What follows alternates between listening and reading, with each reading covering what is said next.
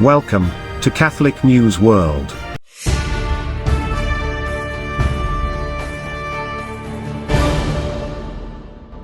Welcome to Catholic News World.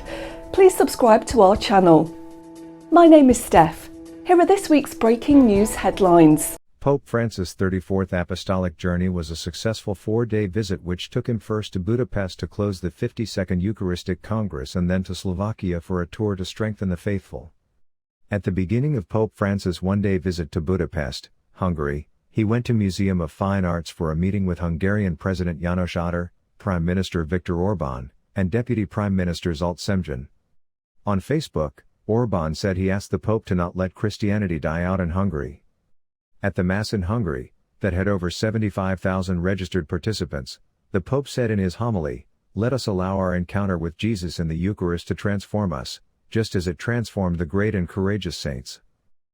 During an ecumenical meeting with Jews and various Protestant leaders, the Holy Father explained, "Only if we become roots of peace and shoots of unity, will we prove credible in the eyes of the world, which look to us with a yearning that can bring hope to blossom."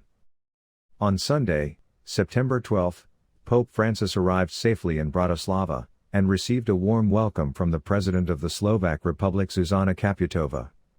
A census from the country a few years ago showed that up to 63% of people surveyed identified as Catholic. While in Slovakia, Pope Francis pointed to Saints Cyril and Methodius, the 9th-century missionary brothers who brought the faith Central and Eastern Europe before the split of Catholicism and Orthodoxy. At an ecumenical meeting, the Pope encouraged unity. Those present at the meeting were Metropolitan Rastislav, head of the Orthodox Church in the Czech and Slovak Republics, Lutheran Bishop Ivan Elko, President of the Ecumenical Council of Churches in Slovakia, and Richard Duda, President of the Central Union of Jewish Religious Communities. He said, "May the gift of God be present on everyone's tables because, while we are not yet able to share the same Eucharistic table, we can host Jesus together by serving him in the poor." Pope Francis met with Slovakia's Jewish community, as well as Catholic bishops and government leaders. Pope Francis told government leaders, "True wealth does not consist simply in multiplying the things we have, but in sharing them fairly with those around us." Then he traveled to Košice and Prešov for meetings with the Roma community who have poor housing conditions and thousands of energetic young people.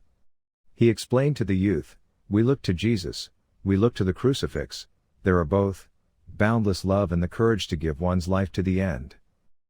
In a meeting with priests and religious, the Pope encouraged them, saying, "I sincerely thank you for what you do and for what you are." He told them to proclaim the gospel and be artisans of peace and harmony. A highlight of his journey occurred at a visit to a homeless center run by the Missionary Sisters of Charity, founded by Saint Teresa of Calcutta, situated in the largest borough of Bratislava on the banks of the river Danube. While there, a children's choir sang songs for the Pope. The Pope also celebrated the Divine Liturgy with Byzantine Catholics. Before returning to Rome on September 15, he celebrated Mass at the Basilica of Our Lady of Sorrows in Šestín Stráže with 60,000 people. During his flight back to Rome, Pope Francis said abortion is murder.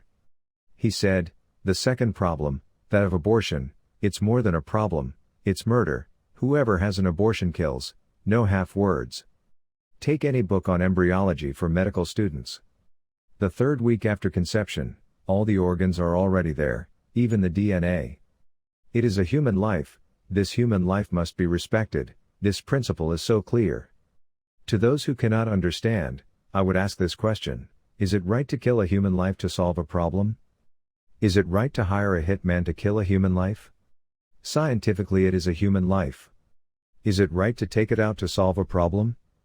That is why the Church is so hard on this issue, because if it accepts this, it would be like accepting daily murder. A head of state told me that the demographic decline began because in those years there was such a strong law on abortion that 6 million abortions were performed, and this left a drop in births in the society of that country. In the Philippines, 62 nuns have tested positive for COVID-19 after an outbreak at the Religious of the Virgin Mary Convent in Quezon City, according to the Catholic Bishops' Conference. In a statement released Wednesday, the Congregation's Secretariat said the infections were confirmed after their swab tests on September 10. The congregation said that since September 14, the entire convent has been on lockdown and fully cooperating with the city government on health quarantine measures. The city's Epidemiology and Disease Surveillance Unit earlier reported that about 50 others who tested positive for COVID-19 are caregivers, health aides and drivers. The Bishops' Conference of the Philippines also reported that newly installed Cardinal Jose Advincula of Manila has tested positive for COVID-19, his archdiocese said Friday. Father Reginald Malestem, the archdiocese's chancellor, said that the cardinal does not feel any other symptoms aside from a slight fever. He is in quarantine, observing strict protocols, Malestem said. Doctors are also monitoring his condition. The archdiocese asked for prayers for the fast recovery of the 69-year-old cardinal, who was just installed as Manila Archbishop last June. The cardinal is fully vaccinated against COVID-19. Watch our programme every Friday at 7:30 p.m. Thanks for watching. Please subscribe to Catholic News World channel. God bless.